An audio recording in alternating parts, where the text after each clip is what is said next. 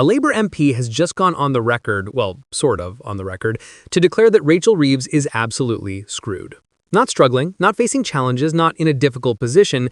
The exact quote was, "I think she's fucked." That's a sitting Labour MP talking about their own Chancellor 6 months into a government with a massive majority, using language normally reserved for describing your football team season after the manager's been sacked and your best player's torn his ACL. Welcome to the Labour Party in 2024, where the optimism is non-existent and the profanity is flowing.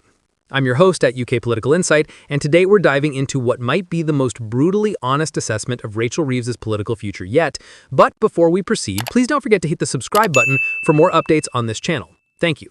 Forget the polite Westminster spin. Forget the challenging circumstances and complex situations nonsense. We've got Labour MPs essentially writing the Chancellor's political obituary while she's still very much alive and delivering budgets. And the really fascinating bit, they're not even saying she's done a terrible job. They're saying she's done some good things that just haven't landed, which is somehow even more tragic than just being rubbish. So let's unpack this absolute car crash of a situation, because what we're witnessing here is a chancellor who tried to please everyone, actually delivered quite a lot of what her backbenchers wanted, and still ended up with colleagues anonymously declaring her political career is over. It's like cooking a brilliant meal that everyone enjoys eating and then finding out they're all saying the restaurant should close anyway. The injustice is almost poetic, except it's also entirely self-inflicted.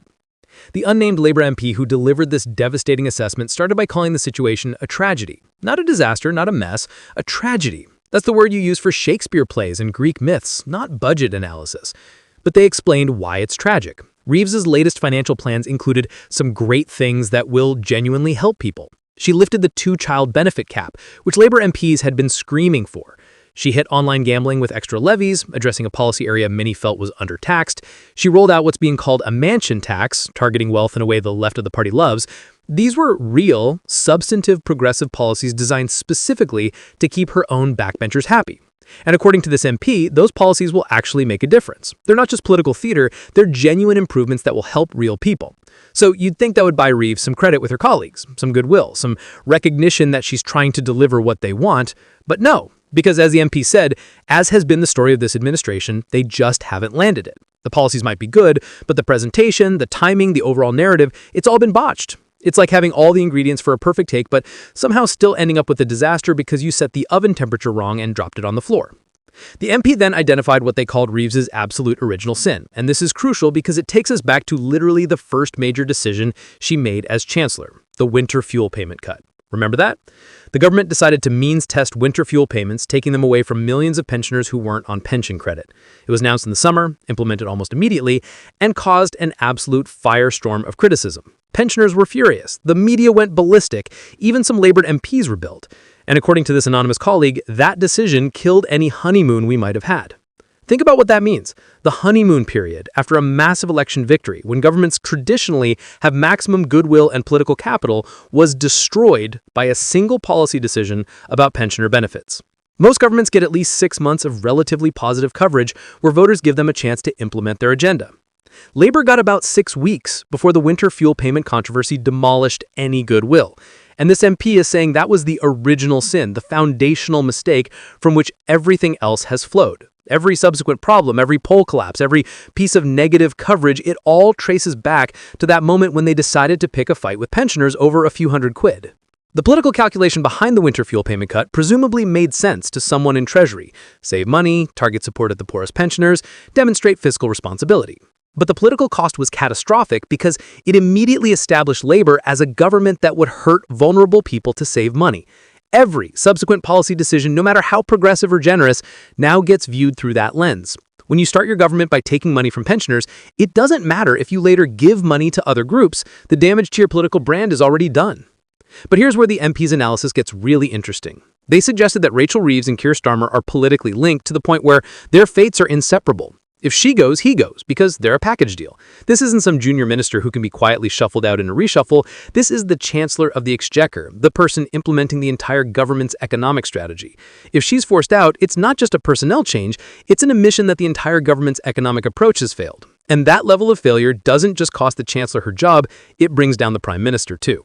So according to this MP, Reeves is safe as long as Starmer remains Prime Minister, not because she's doing well, but because removing her would trigger a full-blown government crisis.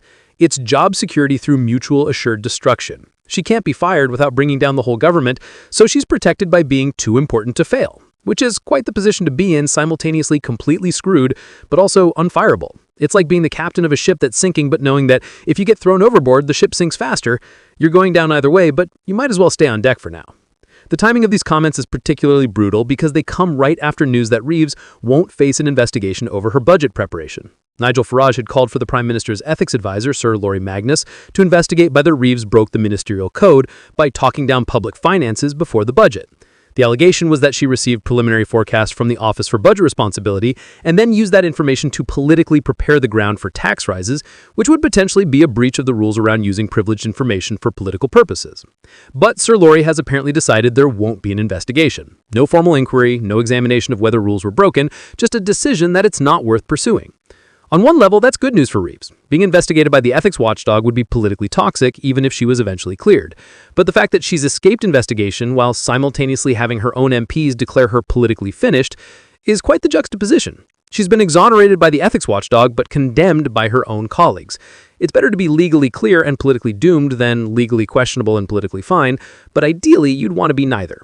Farage's complaint centered on the idea that Reeves deliberately talked down the economy after receiving those OBR forecasts, creating a narrative of crisis that justified her subsequent tax rises, which would potentially be a breach of the rules around using privileged information for political purposes. But whether that's actually what happened or whether she was just being honest about genuinely bad figures is a matter of interpretation. But the political effect was clear. By the time the budget arrived, everyone expected massive tax rises because Reeves had spent months saying the public finances were disastrous.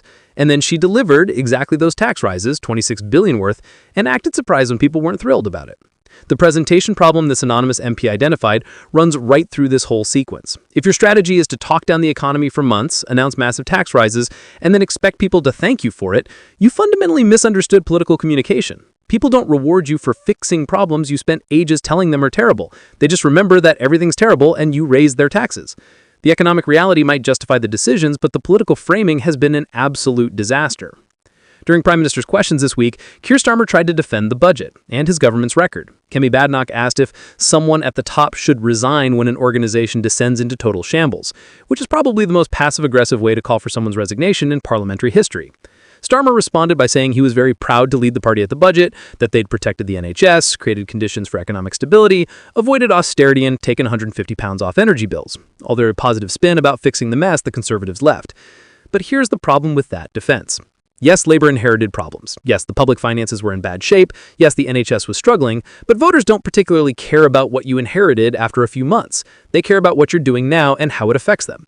And what they're seeing is canceled elections, collapsing polls, ministerial interviews going badly, huge tax rises, and now anonymous MPs saying the Chancellor is finished. That doesn't feel like competent government fixing problems. That feels like chaos. The tragedy, as that anonymous MP called it, is that buried underneath all this political carnage are actually some decent policies. The two-child benefit cap was a horrible policy that trapped families in poverty based on how many kids they had. Lifting it is genuinely good and will help hundreds of thousands of children.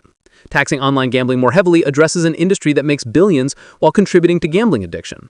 A mansion tax, or whatever form of wealth taxation they've implemented, addresses inequality in a way that's long overdue. These aren't bad policies. In another universe with better presentation and political timing, these could be celebrated achievements. But we don't live in that universe. We live in a universe where Labour MPs are anonymously briefing that their Chancellor is finished while acknowledging she's actually done some good work. The ingratitude is almost spectacular. This speaks to a deeper problem in the Labour Party right now. There's no coherent narrative, no clear sense of what they're trying to achieve beyond not be the Conservatives. They've got MPs on the left demanding more spending and higher taxes on wealth. They've got MPs in the center worried about fiscal responsibility and electoral appeal. They've got everyone anxious about the polls and nobody quite sure how to fix the situation. Reeves is trying to navigate all these competing pressures while also actually running the economy, and it's an impossible task. No wonder she's not landing the message. There isn't a consistent message to land. The link between Reeves and Starmer that the anonymous MP identified is crucial for understanding where this goes next. If they're politically inseparable, then either they both survive or they both fall together. There's no scenario where Starmer throws Reeves under the bus to save himself because her failure is his failure. They own this budget together. They own the winter fuel payment cut together. They own the political strategy together. Which means if the government continues to struggle, if the polls don't recover, if the local elections are a disaster, they'll face pressure to resign together. But here's the thing about that mutual assured destruction dynamic. It also means they're likely to fight tooth and nail to stay in power together. Because if you know your fate is tied to someone else's, you become incredibly invested in their success. Starmer needs Reeves to succeed because if she fails, he's done. Reeves needs Starmer to remain strong because without his protection, she's vulnerable. It's a political marriage where divorce means both parties lose everything, so they're stuck together whether they like it or not. The question is whether they can turn this around. Can they recover from the winter fuel payment disaster? Can they get credit for the positive policies they're implementing? Can they improve the presentation and start landing their message effectively? The anonymous MP clearly doesn't think so, hence the blunt assessment that Reeves is finished. But 6 months is not a long time in politics, and governments have recovered from worse positions. It requires skill, luck, and a willingness to learn from mistakes. Based on current evidence, it's not clear this government has any of those in abundance. What's particularly interesting is that this MP chose to speak anonymously but with such brutal honesty. They could have given bland, carefully worded criticism that made their point without being devastating. Instead, they went with language that makes clear they think the situation